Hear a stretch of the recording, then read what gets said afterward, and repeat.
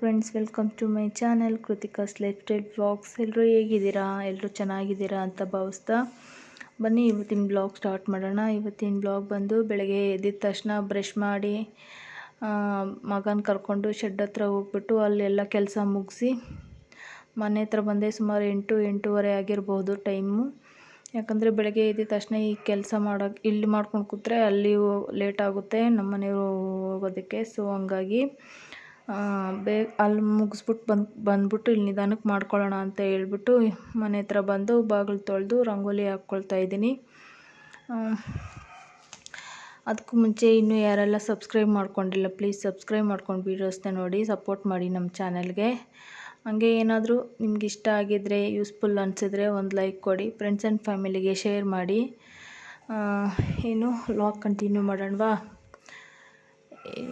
ಹೊಸ್ಲು ಮೇಲೆಲ್ಲ ಹಾಕೋದಕ್ಕಾಗೋದಿಲ್ಲ, ಯಾಕಂದರೆ ಇದು ನಾವು ಈ ಬ್ರಾಸ್ ಕಲರ್ ಬರುತ್ತಲ್ವ ಶೀಟು, ಅದು ಹಾಕ್ಸಿದ್ದೀವಿ. ಅದ್ರ ಮೇಲೆ ಹಾಕೋಕ್ಕಾಗಲ್ಲ, ಕೆಳಗೆ ಹಾಕ್ಕೋಬೋದು ಅಷ್ಟೇ.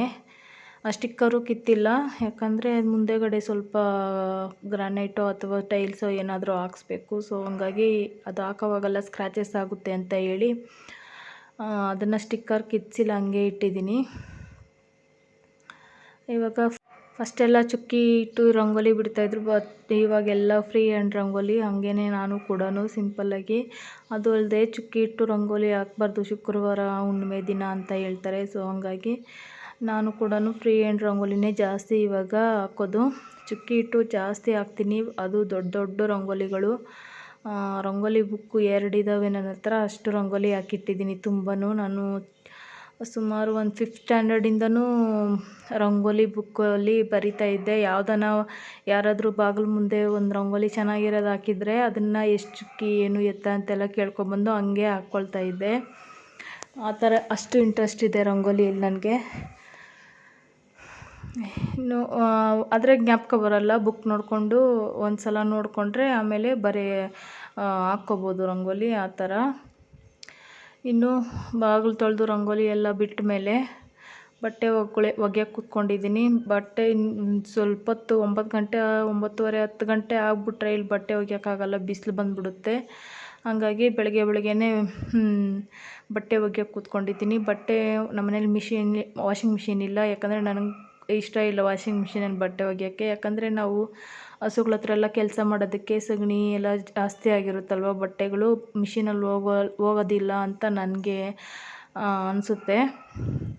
ಅದಕ್ಕೋಸ್ಕರ ನಾನು ತಗೊಂಡಿಲ್ಲ, ಇಲ್ಲಾಂದಿದ್ರೆ ತಗೊಳ್ತಾಯಿದ್ದೆ. ಎಲ್ಲರೂ ಬೈತಾರೆ ನನಗೆ, ನಮ್ಮಮ್ಮ ಅವರೆಲ್ಲ, ಇಷ್ಟು ಕೆಲಸ ಮಧ್ಯೆ ಇದು ಬಟ್ಟೆ ಬೇರೆ ಒಕ್ಕೊಂಡು ಕೂತ್ಕೊತೀಯ, ಒಂದು ಮಿಷಿನ್ ತೊಗೊಳಕ್ಕಾಗಲ್ಲ ಅಂತ. ಆದರೆ ನನಗಿಷ್ಟ ಇಲ್ಲ ಅಷ್ಟೇ. ಪರ್ಸ್ನಲಿ ನನಗೆ ವಾಷಿಂಗ್ ಮಿಷಿನ್ಗೆ ಬಟ್ಟೆ ಹಾಕೋದು ಇಷ್ಟ ಇಲ್ಲ.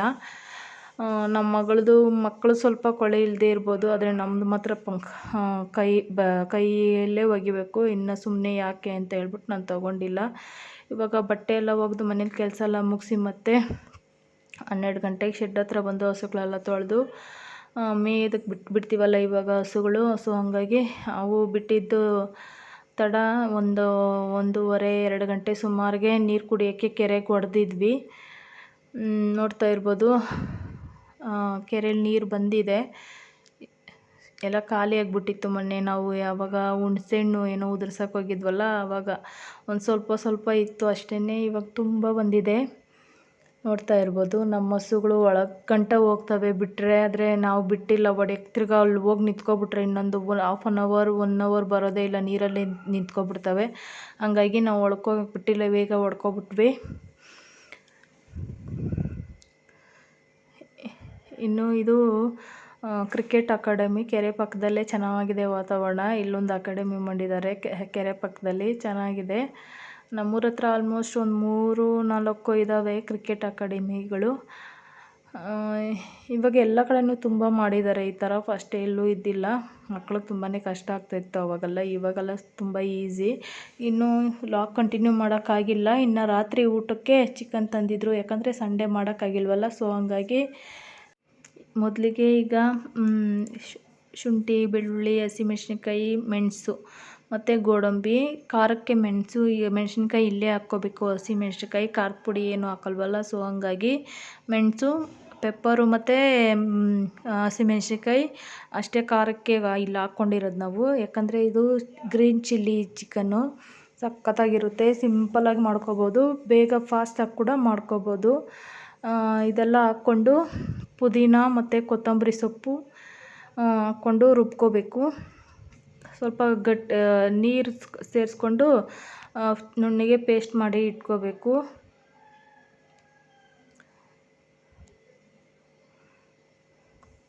ಇನ್ನು ಅದನ್ನು ರುಬ್ಕೊಂಡು ಚಿಕನ್ನು ತೊಳ್ಕೊಂಡು ನೀರು ಇಲ್ದಿರೋಂಗೆ ಸೋಸಿ ಇಟ್ಕೋಬೇಕು. ಯಾಕಂದರೆ ನೀರಿತ್ತು ಅಂದರೆ ಚೆನ್ನಾಗಿರಲ್ಲ. ಸೋಸಿರೋ ಚಿಕನ್ಗೆ ಸ್ವಲ್ಪ ಅರಿಶಿನ ಪುಡಿ, ತೊಳಿಬೇಕಾದ್ರೂ ಅರಿಶಿನ ಪುಡಿ ಹಾಕಿನೇ ತೊಳೆಯೋದು. ಸ್ವಲ್ಪ ಅರಿಶಿನ ಪುಡಿ, ಗಟ್ಟಿ ಮೊಸರು ಹಾಕಿದ್ಮೇಲೆ ರುಬ್ಕೊಂಡಿರೋ ಪೇಸ್ಟು ಮತ್ತು ಕರಿಬೇವು ಸೊಪ್ಪು, ಉಪ್ಪು ಸ್ವಲ್ಪ